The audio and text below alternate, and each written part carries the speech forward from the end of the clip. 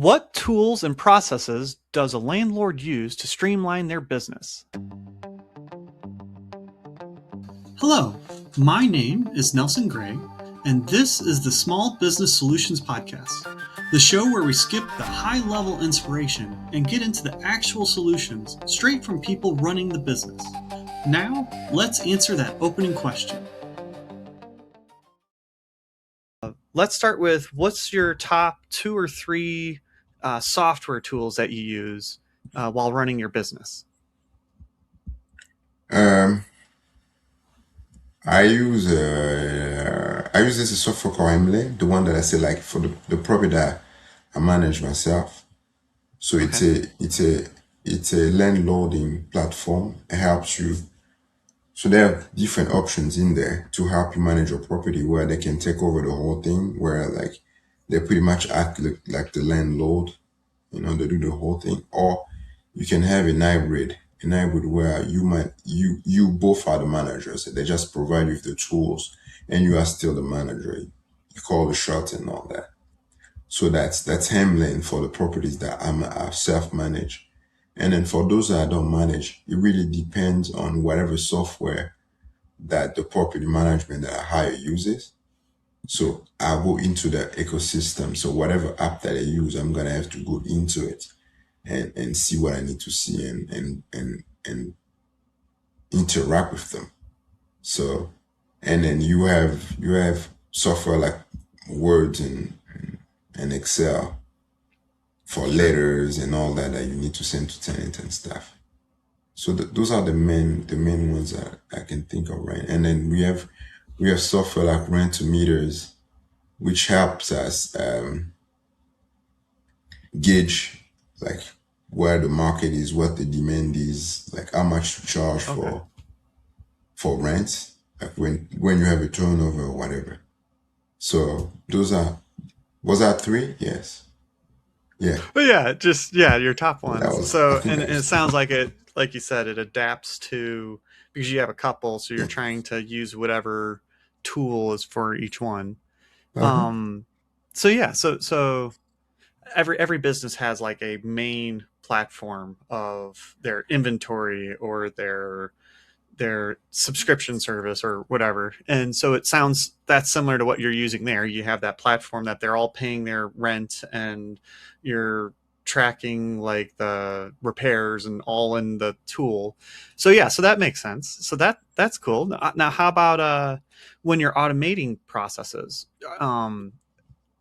How do you go about trying to streamline processes so it's more efficient instead of less efficient? If someone texts you and then you use 5 different tools, what are some processes you've had to automate or streamline? Something to add to automate. Uh,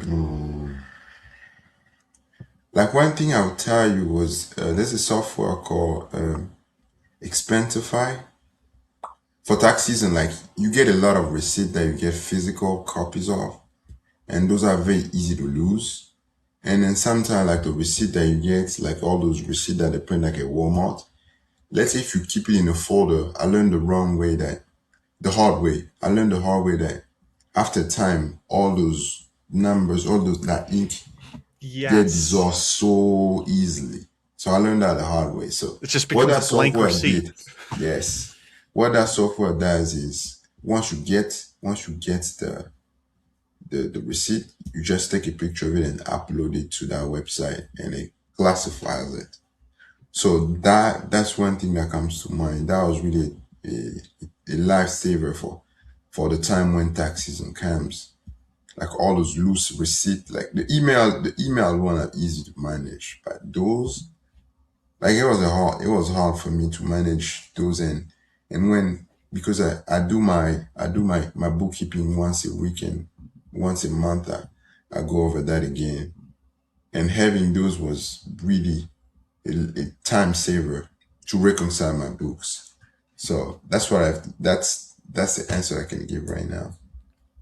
That's good. And it sounds like you said, your main in the past you've said that the main issue with Landlord you found was having to deal with a lot of paperwork, and so the key tool you found was helping you deal with paperwork. Now, how about do you have any tools that have saved you money? So you told us a tool that saves you time, but how about on the money side? Anything that you found that it Oh ended yeah, up saving Hemlane, you? the software that I use for land loading, that tool saves me a lot of money because I pay per month like $35 a month per unit that they're managing for me. So which brings it to, I think, yeah. Normally, the way property management works, it works differently for every company, but usually they take anywhere from 8 to 10%. Oh, So that can be a lot. anyway, like in some, let's say in states where the rent is 2,000, that means they'll be taking 200, but that software takes like only they take 35 because most of it's automated online. So that one saved me a lot of money managing that Huh. that way. Yeah. Okay. I wasn't expecting that. That's interesting.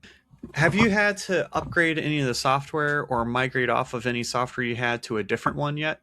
Oh yeah, like at first when I got started, I had a spreadsheet, Excel spreadsheets that I was using for my bookkeeping. So like every month, like the spreadsheet had all the categories, like tax categories, like expenses. And that thing worked for a while until I decided to migrate to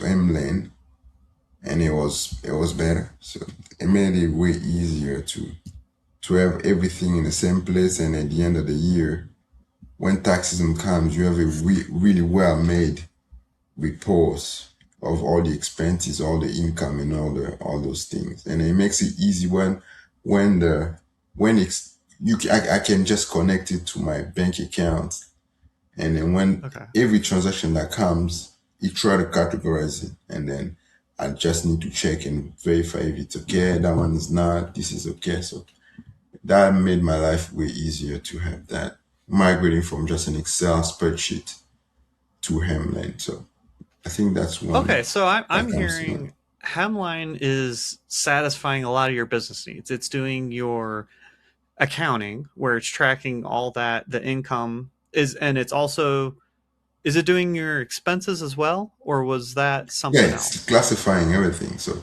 since it's linked to my business account, so everything that goes through the business account is already pulled through Mlane, and then you try to categorize them, you know, and then Yeah. I just have to check, agree with how you categorize this expense or not, and move it around. So And it's a how life about saver, time saver too. and then it's also tracking your inventory, your customers, which would be your renters, Yeah, and it collects it rents and all that. it's your payment collection system. Yeah, I'm thinking through all the business needs that people usually have to go to other tools for. yeah. Um, so yeah, wow, it's meeting a lot of your needs. Now, what tools have you found you've had to supplement it with? Because this is definitely your core tool is Hemline or Hemlin. What other tools have you realized you needed to add in because it didn't quite meet it? Well, I need a Google Voice to communicate with my renters because I Okay, didn't want I didn't want to have to use my personal number yeah, because down the line I'm planning to just walk away from managing it and pass it to somebody else. And if I use my personal number, it will be hard to pass it on. So, but if I use a Google number, I'm not really attached to that number. I can just pass it to anybody, whoever is going to be managing the property after me can just take over that number. So that tool helps a lot. And it helps me as a funnel to know when I get a call, I know I can easily know what where it's coming from and why It helps me to categorize my calls. When I get a missed call from that, I know it's related to what business, so what property. Do you give different phone numbers to different properties, or do you No, just like use the same one? the properties that are managed by property managers, tenants don't really need my number. They don't have my number. I don't communicate. I They don't see. even know me. So for the ones where I manage myself, yeah, I give that number out. I see. That makes sense. Now, how about email communication? Is that going through Hemlane, or No, is that no? no, email doesn't go through them. Email, it just goes through my own email. Okay. Oh, Yeah. I'm thinking with the renters, but like you said, you're more not communicating with them. You're communicating with the landlords. That makes sense. Hmm. The managers, Property managers. um, property managers. Yes, thank you. So okay, so you're just using your personal email for Hmm. communication. Okay. Yeah, it's funny. It's simple, yet you've had to solve a lot of different things, and you Yeah. kept it all pretty streamlined and used the tools you had without having to overcomplicate it. Hmm. Sometimes just keeping it simple is better. Yes, I agree. I agree with that. Yes. What are some things you think in the future that you think you're going to hit the limits on, and have to change any of the tools you're using? Or probably, since it's just a few, where do you think Hemlane is going to come short for you and you're going to need to adjust? I think in the future, let's say if I were to upgrade one of my properties to a larger, let's say commercial real estate, Sure. like Okay. 10, 20 units, I don't think Emlyn will be sufficient for that. Then at that point, I'm gonna have to use a property management company because I don't think you'll be enough for that. I think it works best for like small, multi or single family houses. So I know at a certain point I'm gonna have to switch it to something like that at that point. Okay. And then it's still, do you export any of your like financial stuff from that to another financial software for taxes, or do you just basically export it and hand it to like a CPA? Yeah, I hand it to a CPA. So that's a good thing. At the end of the year, they give me a report, like a report of everything, like all the expenses, all the income, and all everything that happened in the business for a year, and I just pass it on to the CPA. So yeah. Now, how about bring up CPA? That brings up, how do you find when you need to get vendors? So, say there's an issue with the walls and you need to find a carpenter to fix the walls, or you're having plumbing issues. How do you go about doing that? The number one way to do it is referral, referral, referral. That's the best way to do it. Most of the people that I work with, I find them full referrals, but sometimes when all the referrals are can be I can't get anybody from the referral, then I use tools like I'll Google it for local businesses, and I'll go to Craigslist and find listings of people trying to find work. Or yeah, but the main one, the biggest one is referral. Biggest Okay. one is referral from anybody, from referral from my tenants, referral from other contractors, referral from other investors. I've had that a lot, and especially having like a local group, local real estate group, I get a lot of referrals from those people. Yeah, that's pretty much where I get my vendors from. Okay. Cool. Um, and then let's. I'd like to close it out with this question, which is, what is one simple system or habit you put in place that has consistently improved your day-to-day operations? There's a lot of things. True. So pick your top two if it's hard to settle on one.